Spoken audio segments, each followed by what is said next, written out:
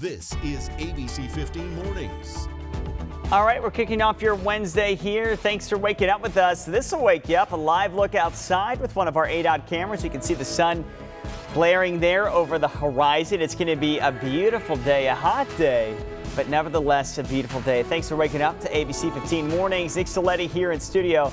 Kaylee O'Kelly is social distancing from home today. Good morning to you, Kaylee. Good morning. Yeah, it sure looks beautiful out there. The birds are chirping, probably really happy that they can enjoy the weather for now.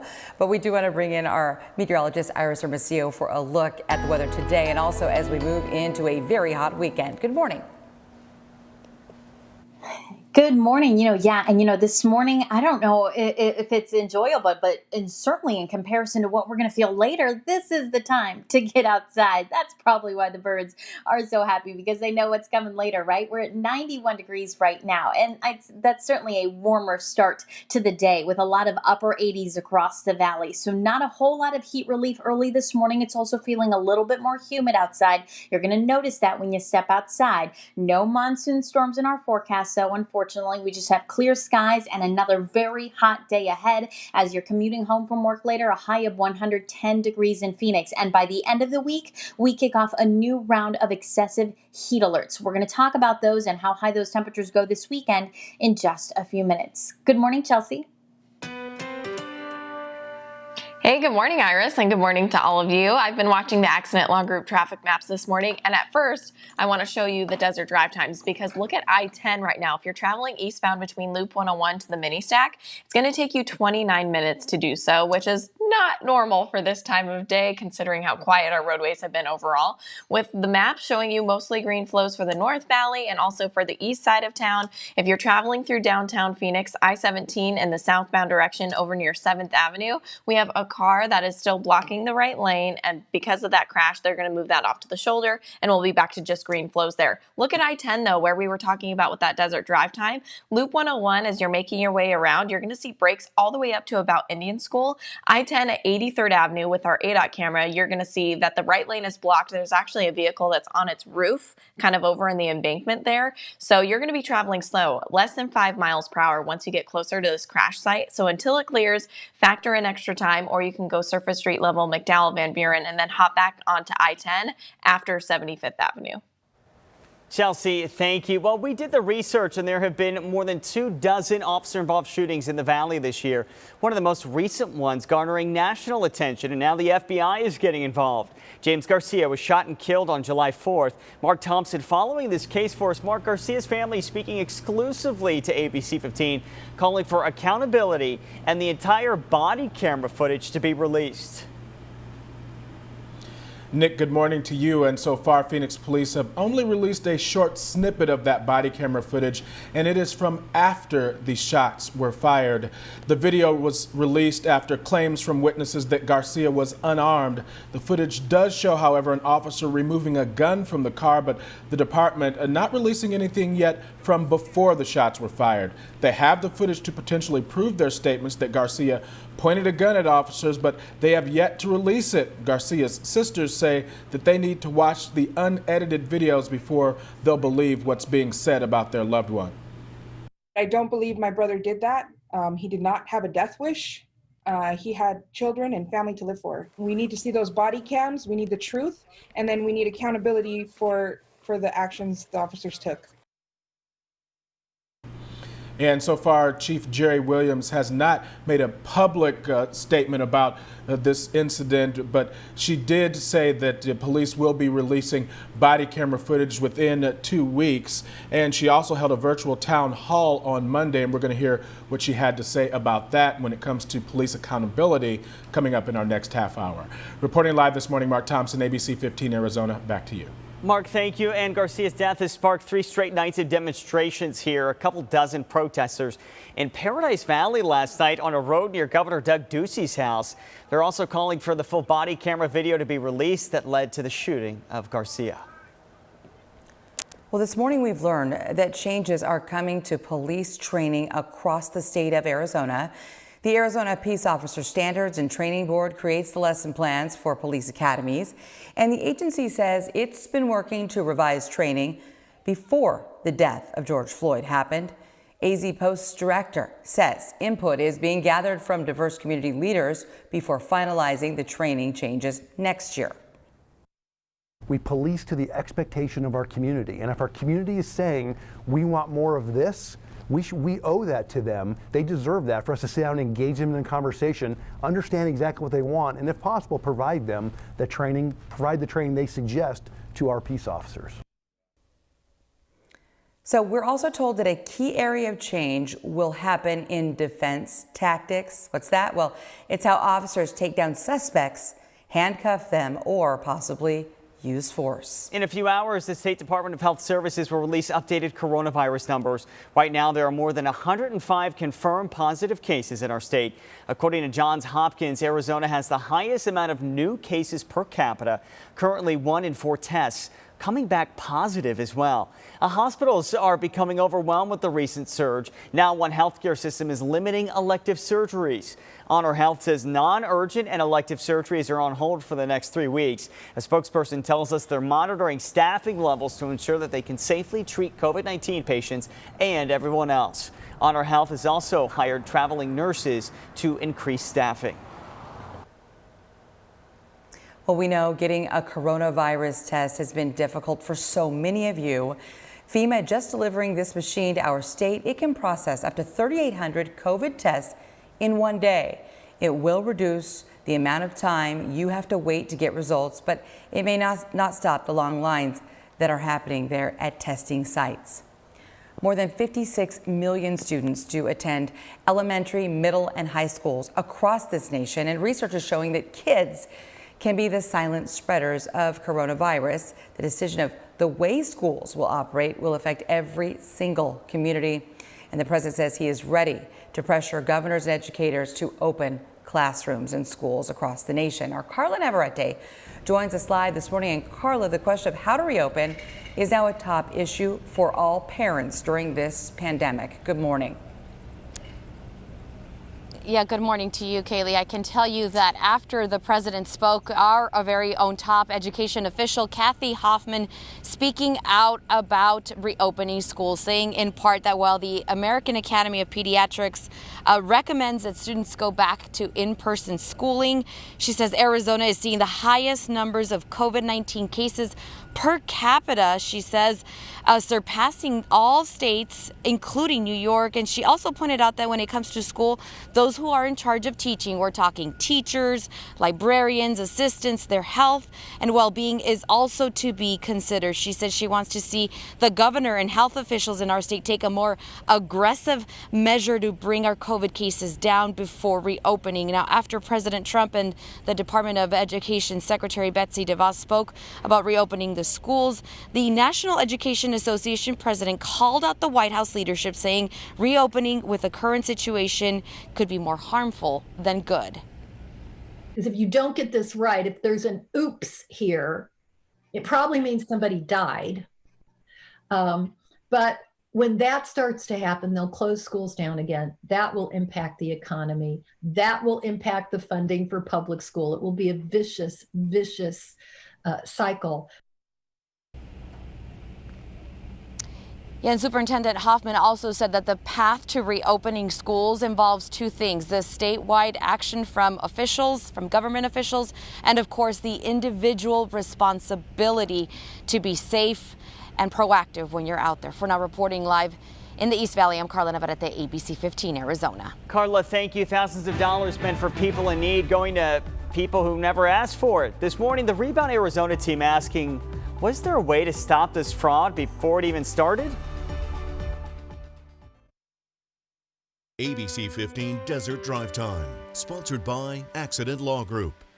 Welcome back, everyone. I hope you're having a great start to your Wednesday. I'm watching the Accident Law Group traffic maps, and we're going to show you those in a minute. But first, I want to show you the ADOT camera, because I-10 in the eastbound direction at 83rd Avenue is very slow as you're approaching it on I-10 and also on Loop 101. There's a crash that's blocking the right lane. Cruise DPS has that out there, and then crews are working to get this truck or vehicle upright because it's upside down in that embankment. And so once that clears, so will the brakes. But for now, as we look at the maps here, when I zoom into the area, once you get close to the crash site, you're traveling around 2 miles per hour.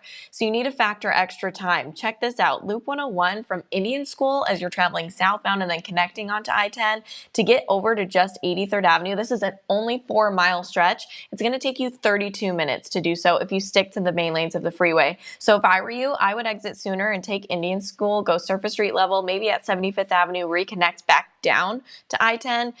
You also have Van Buren and McDowell as options as well. So I'll let you know once that clears. I'll let you know too when we see an improvement in those desert drive times. North Valley, overall quiet. East Valley, all clear. We had a crash on I-17 at 7th Ave, all gone now, so you don't have to worry about that. Well, time now for that most accurate forecast. Temperatures this morning starting out fairly warm, warmer than they've been the last few mornings, with current conditions putting us in the mid to upper 80s across most of the valley. The few areas that have cooled into the 70s this morning, Wickenburg and Cave Creek in the upper 70s at this hour. But otherwise, we're at 86 degrees in Gilbert, 87 in Chandler, Laveen and Peoria. You're both checking in at 87, and we're only down to 89 in Ahwatukee, Tempe, and in Scottsdale. Maricopa only down into the mid 80s here this morning, and Phoenix Sky Harbor at just 91 degrees here to start the day. So a warmer start across the Valley of the Sun, and now the sun is up, so you can expect those temperatures will begin to climb here after this hour. It's 73 right now in Sedona, 72 in Kingman. Flagstaff, you're waking up to the low 50s here at this hour, and 66 is our temperature in Show Low. I want to show you the moisture in the air, at least the measure of the moisture in the air. Our dew points, they've climbed over the last 24 hours, an indication that we've got a little bit of moisture flowing in from the south. It's been confined mainly to southern Arizona the last couple days, but that moisture increasing a little bit here in the valley, and that's why it's a little bit warmer to start the day this morning. And you'll also notice a little bit of humidity out there, but otherwise we are not going to see any storms. We've got dry conditions, clear conditions, I should say, across the state as you look at satellite clouds and radar. And then going into this afternoon, here's a look at where our storm threat is. The areas in the green highlight that storm potential, and you'll notice it's only in southeast Arizona. In fact, it kind of would drop back a little further away from Tucson here with the latest update from the Storm Prediction Center. Again, southeast Arizona is where we may see a few pop-up thunderstorms today, but outside of that, the valley is staying dry, just a little bit humid, and then hot again this afternoon. Our high temperature reaches 110 today in Phoenix, 111 out at Lake Havasu and Bullhead City, 101 in Kingman. Globe will top out at 100 degrees and will reach 98 today in Sedona. Across the valley, our 30-year average, 107. You see that listed in the top right corner. Those highs, though, a little bit above average, 109 to 110 in most valley cities, but we could hit 111 in Ahwatukee, Chandler, and Gilbert. So here's how the day shapes up. If you do have to work outside or be outside, get those more strenuous activities done early. We're up to 99 degrees by 10 a.m., hundreds after that, 110 by 4 o'clock this afternoon, and we'll likely still be in the hundreds even through about 9 o'clock and 10 o'clock here tonight. We are under a UV alert, so make sure that you're protecting your skin as our UV index is climbing to about a 12 today, our burn time at under 10 minutes, and we've got air quality in the moderate range. Seeing a little bit of haze out there this morning, likely associated with some dust particles in the air, but all in all, ozone and particle pollution will remain in the moderate range today. Then by the end of the week, an excessive heat watch now in effect Friday, Saturday, and Sunday, and also Monday for the Phoenix area. The hottest days will be Saturday and Sunday with highs near 115 to 116. Iris, thank you. Let's get to your top stories on this Wednesday. Today, the president of Mexico is at the White House to meet with President Donald Trump. After 2 years in office, this is the first foreign visit for the president, Lopez Obrador. The trip will focus on the economy and celebrating the new trade agreement between the U.S., Canada, and Mexico. The FBI opening up a hate crime investigation in Indiana after a group of white men was caught on video attacking a black man. The man says he was heading to a public beach when the group accused him of trespassing. They're heard on this tape yelling racial slurs and even pinned him against a tree. The former teacher who made headlines in the 90s for sexually assaulting a student and later marrying him has died. Mary Kay Letourneau passed away from colon cancer Tuesday. Letourneau served 7 years in prison. She and her former student later had 2 children together. Well, thousands of dollars potentially in unemployment money sitting in the accounts of those who never even applied for it. This is a story our Let Joe Know team has been working on to get you answers on for months. And this morning they are looking at what could have possibly been done to prevent this fraud from ever happening in the first place. The websites themselves can be vulnerable to attacks if they've not been properly vetted or they were developed a long time ago. When I say a long time ago, we're talking 5 to 10 years ago. Vulnerable from the start. That's what Maury Haber says about unemployment systems, not only here in Arizona, but across the country. Haber, the chief technology officer for the cybersecurity firm Beyond Trust, says a lack of updates combined with the onslaught of unemployment claims led to a perfect storm for scammers and overall system delays. He says most unemployment systems check pieces of information with other federal agencies, even with motor vehicles. Each piece takes 3 to 5 seconds to process. But when you multiply that by the hundreds of thousands of applications being submitted, that's a long time. And in some cases, the system is so overwhelmed, the information never comes back. Basically, the systems in place needed to be overhauled years ago. But as for the PUA system put in place because of COVID, it may have allowed scammers to use personal information in order to get unemployment money. DES told us in the past that when scammers do apply with your information, they try to use their banking information. That gets red flagged, triggering a debit card to be sent to your address they used to apply. DES says the protocols have changed but didn't say when that happened, and we still continue to get calls and emails from people who are getting these debit cards, more than 200 people in all with thousands of dollars on each card. So how are scammers really doing it? Any place that you may have put those in the last 10, 15, 20 years could be the source. That's the problem. It's that longevity. Since Social Security numbers and in some cases driver's license numbers don't change, Maury says it could be impossible to pinpoint exactly where scammers got their hands on them. He says outside of that, our lives live online. People have been basically getting your name, getting your address, which is easy enough. It's even available in the phone book. And even going to things like social media like LinkedIn to find out where you work. And because unemployment doesn't show up on a credit report, there's no true monitoring service to sign up for. He says one small step could have avoided a lot of this headache. If the employer had to first submit, this person is now employed, and then followed up by the employee, then at least you would have a checks and balances type of implementation. Now, we reached out to DES about these new fraud claims and new security measures they say they put in place, like a two-factor authentication system that some people say locked them out of their accounts. DES did not get back to us in time for our deadline. If you've got an issue, we want to know about it. Email us, rebound@abc15.com. For the Rebound Arizona, I'm Joe Ducey. If you got a problem, let me know. All right, Joe, thank you. We know hospitals across the state and many parts of the country are overwhelmed with coronavirus patients. Ahead, how the pandemic is affecting tens of thousands of people waiting for an organ transplant. Plus, a nail-biting day ahead for college football fans. A major decision expected today. Why this one could impact whether your favorite team hits the field this year. 623, the coronavirus has strained healthcare resources in unexpected ways. It's also had a specific impact on organ transplants.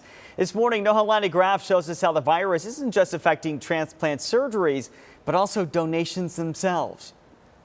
Steve and Linda Trilling are balancing fears of the coronavirus and awaiting the chance for Steve to get a kidney transplant. Everything got pushed back. Steve is fortunate he found a match. The problem, though, the coronavirus caused most hospitals to stop transplant surgeries. Because I wanted to be healthy again, I also wanted to be in a safe atmosphere. Right now, more than 112,000 people are awaiting an organ transplant in the United States. While most will get an organ from a living donor, approximately 1/3 of all organs used in transplants come from donors who died in motor vehicle accidents. But stay-at-home orders have kept people off the road, and those particular organ donations dropped. Starting in about mid-March, organ donation really plummeted fairly abruptly. Safety measures instituted since COVID-19 emerged include testing organ donors, so there is hope the transplant system will begin to return to normal. And so right now, actually, the system is increasing the numbers of transplants, and really things are getting fairly close back toward what we saw prior to the pandemic. But that may also depend on where you live. Record numbers of coronavirus cases are emerging in Arizona, straining hospital resources.